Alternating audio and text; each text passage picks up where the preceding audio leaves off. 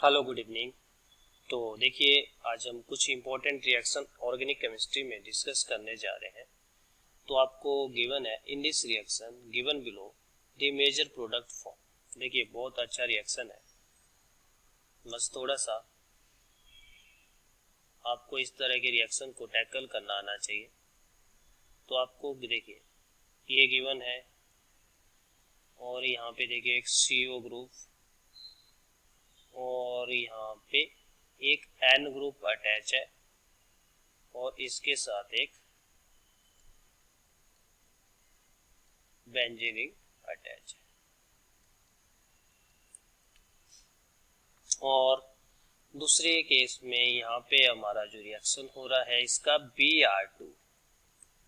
Br2 के साथ iron catalyst की प्रेजेंस में ये रिएक्शन हो रहा है।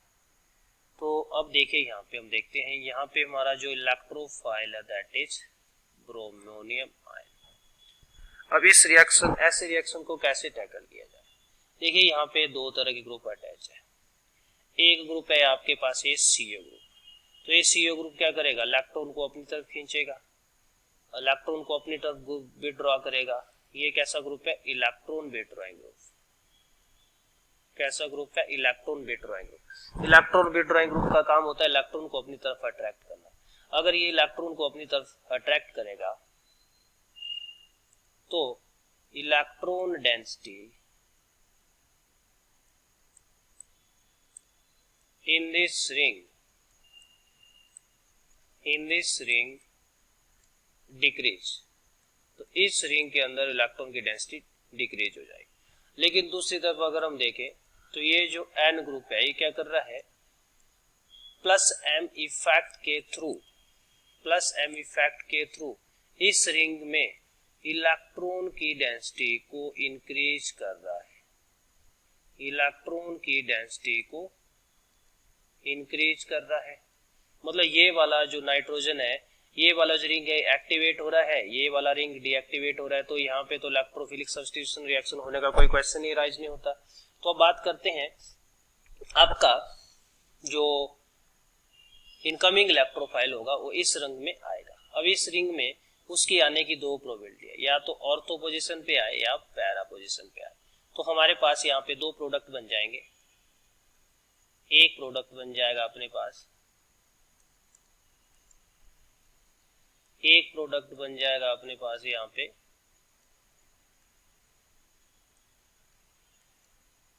ऑर्थो पोजीशन के ऊपर। इस N के ऑर्थो पोजीशन के ऊपर अगर हमारा Br ग्रुप आ जाए तो ऑर्थो सब्स्टिट्यूटेड, ये बन गया हमारे पास ऑर्थो सब्स्टिट्यूटेड। और दूसरा जो प्रोडक्ट हमारे पास यहाँ पे बनने वाला है, दूसरा जो प्रोडक्ट हमारे पास यहाँ पे बनने वाला है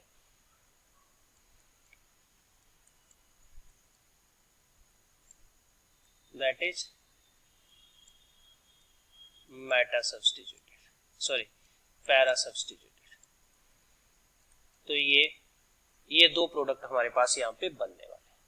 अब देखिए, यहाँ पे इस नाइट्रोजन के लोन पेयर और इस Br के लोन पेयर में क्या हो जाएगा? इलेक्ट्रॉन इलेक्ट्रॉन रिपल्सन हो जाएगा।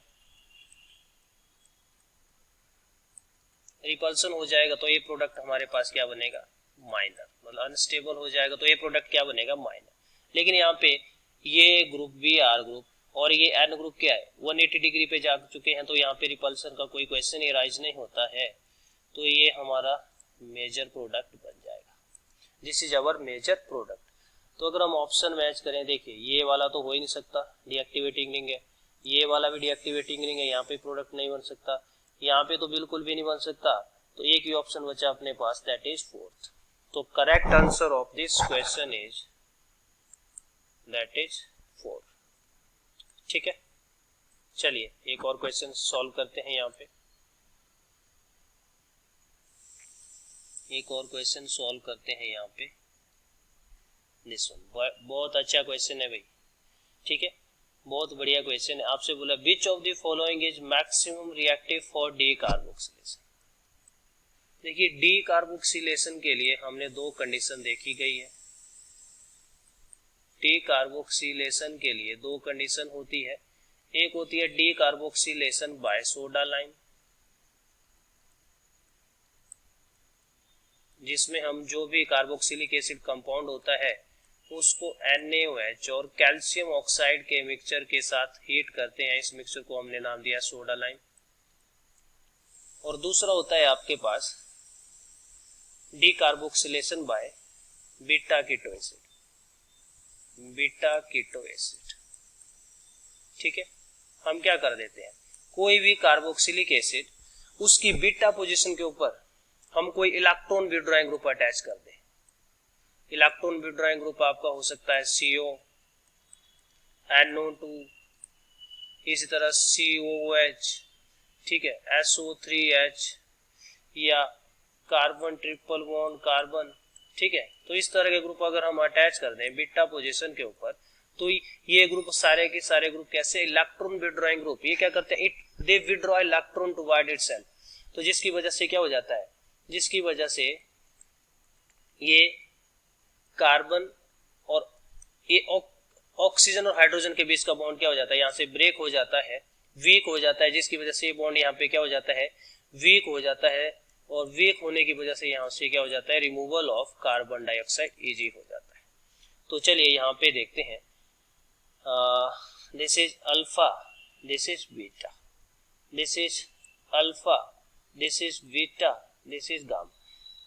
फंक्शनल ग्रुप के साथ जो कार्बन अटैच होता है उसको अल्फा, उससे नेक्स्ट बीटा, उससे नेक्स्ट कार्बन। ये functional group, this is alpha, this is beta and this is gamma. यहाँ पे अगर हम देखें अल्फा, बीटा, गामा, डेल्टा। ठीक है, तो सबसे ज्यादा जो रेट होगा डी कार्बोक्सिलेशन का वो इस बीटा कीटो एसिड का होगा।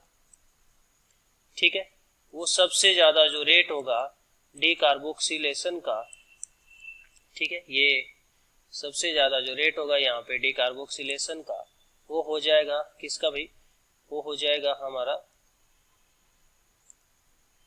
इस सेकंड वाले ऑप्शन का। सेकंड वाले ऑप्शन में हमारा COOH और यहाँ पे बीटा पोजीशन के ऊपर क्या है, कीटो एसिड। ये कीटो ग्रुप इलेक्ट्रॉन को अपनी तरफ अट्रैक्ट करेगा, तो जिसकी वजह से कार्बन, ये ऑक्सीजन और हाइड्रोजन के बीच का बॉन्ड वीक हो जाएगा, तो यहाँ से easily carbon dioxide gas remove हो जाएगी और हमारे पास जो फाइनल प्रोडक्ट बन जाएगा दैट इज दिस वन। तो which of the following is maximum reactive, तो आंसर क्या आ गया हमारा इस क्वेश्चन का, दैट इज बी। ठीक है, चलिए कुछ और क्वेश्चन डिस्कस करते हैं यहाँ पे। आइए इस क्वेश्चन की बात करें यहाँ पे। देखिए बहुत बढ़िया क्वेश्चन है, which of the following is are polar aromatic compound. ओ देखिए बहुत ही बढ़िया क्वेश्चन है भाई, अगर हम यहाँ पे डिस्कस करें तो काफी अच्छा क्वेश्चन है। और ये क्वेश्चन प्रीवियस ईयर में बहुत बार पूछा गया क्वेश्चन है और इस कंपाउंड का नाम आप लोग जानते होंगे, दिस इज एजुलिन। इसका नाम क्या होता है, इस कंपाउंड का नाम होता है एजुलिन। ठीक है, तो अगर हम यहाँ पे बात करें, ये जो एजुलिन है इस कंपाउंड का नाम है एजुलिन। ठीक है, एजुलिन में क्या हो जाएगा, ये बॉन्ड यहाँ पे माइग्रेट करता है और ये पाई बॉन्ड यहाँ पे माइग्रेट कर जाता है। तो इसका जो रेजोनेटिंग स्ट्रक्चर मैं यहाँ पे बनाने जा रहा हूं,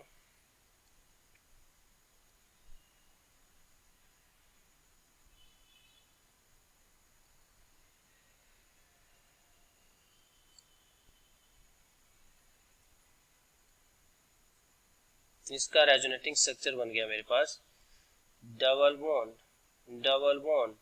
यहाँ पे आ चुका है अपना पॉजिटिव चार्ज और ये पाई बॉन्ड इधर माइग्रेट कर चुका है, इधर आ गया है नेगेटिव चार्ज और ये पाई बॉन्ड हमारा यहाँ पे माइग्रेट कर चुका है। ठीक है, तो अगर हम यहाँ पे देखें तो पॉजिटिव नेगेटिव चार्ज मतलब हमारा जो यहाँ पे डाइपोल का डायरेक्शन होगा कुछ इस तरह से होगा। ठीक है, तो क्या हो जाएगा, इस मॉलिक्यूल का जो नेट डाइपोल मोमेंट होगा नॉट इक्वल टू जीरो, और अगर dipole not equal to zero तो this molecule is polar in nature. दूसरी हम बात करें, ये जो एजुलिन होता है ये ब्लू कलर का कंपाउंड होता है, ठीक है। जनरली हमारे जो sp2 कंपाउंड होते हैं they are non polar in nature because the electronegativity of there is no difference in the electronegativity of carbon. लेकिन एजुलिन में क्या है, इलेक्ट्रोनेगेटिविटी डिफरेंस है, ठीक है।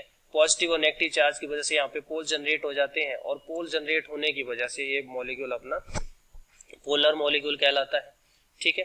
दूसरी बात ही हम यहाँ पे करने वाले हैं, दूसरा जो कंपाउंड है मेरे पास,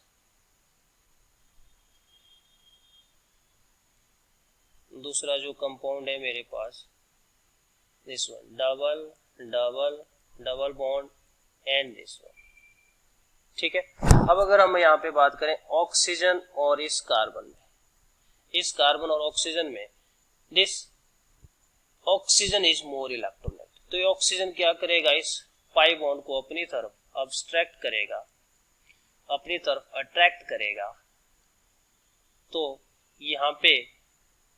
यहाँ पे जो कंडीशन होगी अपने पास कुछ ऐसी बनेगी, डबल डबल डबल, और यहाँ पे नेगेटिव चार्ज, यहाँ पे पॉजिटिव चार्ज। तो क्या हो गया, ये कंपाउंड अपना एरोमेटिक भी हो गया, ठीक है। कितने पाई इलेक्ट्रॉन है इसके पास, 6 पाई इलेक्ट्रॉन, एरोमेटिक भी हो गया, और एरोमेटिक के पास साथ साथ यहाँ पे पॉजिटिव नेगेटिव चार्ज, मतलब जो हमारा डाइपोल का डायरेक्शन रहेगा कुछ इस तरह से रहेगा, तो इस मॉलिक्यूल के लिए भी जो नेट डाइपोल मोमेंट होगा that is not equal to zero, mean this molecule is also polar in nature, ठीक है। अब बात करते हैं इस कंपाउंड की, तो इस कंपाउंड में देखिए ये बहुत अच्छा क्वेश्चन है, और ऐसे क्वेश्चन में बच्चे बहुत डरते हैं, डरना नहीं है अभी। देखिए क्या करना है यहाँ पे,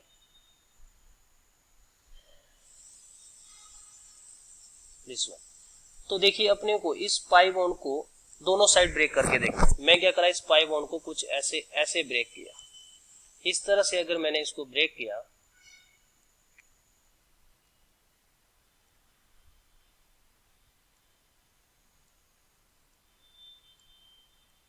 तो ये बन गया मेरे पास पॉजिटिव चार्ज, ये बन गया मेरे पास negative charge, double bond and double bond.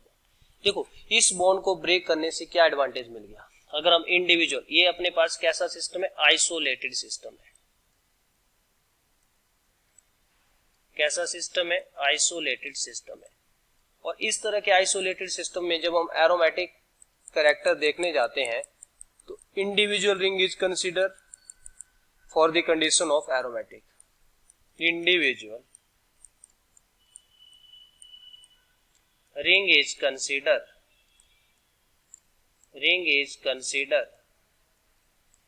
for the condition of aromatic, ठीक है। इंडिविजुअल रिंग के लिए हम चेक करते हैं, तो यहाँ पे एक negative charge 2 pi electron 2 pi bond, तो मतलब टोटल कितने पाई इलेक्ट्रॉन हो गए यहाँ पे 6 पाई इलेक्ट्रॉन, और 6 पाई इलेक्ट्रॉन वाला जो हमारा कंपाउंड होता है दैट इज एरोमेटिक, ठीक है। तो ये वाला रिंग तो एरोमेटिक हो गया। इस 3 मेंबर रिंग की हम बात करते हैं, रेजोनेंस हो रही है, साइक्लिक है, ठीक है। 2 पाई इलेक्ट्रॉन है, और 2 पाई इलेक्ट्रॉन वाला कंपाउंड भी हमारा कैसा होगा, एरोमेटिक। तो दोनों रिंग को अगर हम यहाँ पे कंसीडर करें तो दोनों का दोनों रिंग एरोमेटिक है। अब डाइपोल की बात कर लेते हैं, पॉजिटिव टू नेगेटिव, तो डाइपोल का जो डायरेक्शन रहेगा कुछ ऐसे रहेगा, तो इस मॉलिक्यूल के लिए भी जो नेट डाइपोल मोमेंट होगा that is not equal to zero, तो this is also a polar molecule, this is also a polar molecule, ठीक है। तो अगर हम यहाँ पे बात करें, यहाँ पे भी देख लेते हैं एजुलिन में भी 2 4 6 8 10 कितने पाई इलेक्ट्रॉन है यहाँ पे, 10 पाई इलेक्ट्रॉन, तो ये कंपाउंड भी हमारा कैसा होगा, एरोमेटिक। तो तीनों के तीनों कंपाउंड एरोमेटिक है, और एरोमेटिक के साथ साथ इनका net dipole moment not equal to zero, mean तीनों के तीनों मॉलिक्यूल हमारे पोलर हैं, तो जो करेक्ट आंसर हो जाएगा दैट इज 4, ठीक है। तो स्टूडेंट नेक्स्ट क्लास में हम कुछ और इम्पोर्टेंट एग्जांपल डिस्कस करेंगे, ठीक है। Thank you.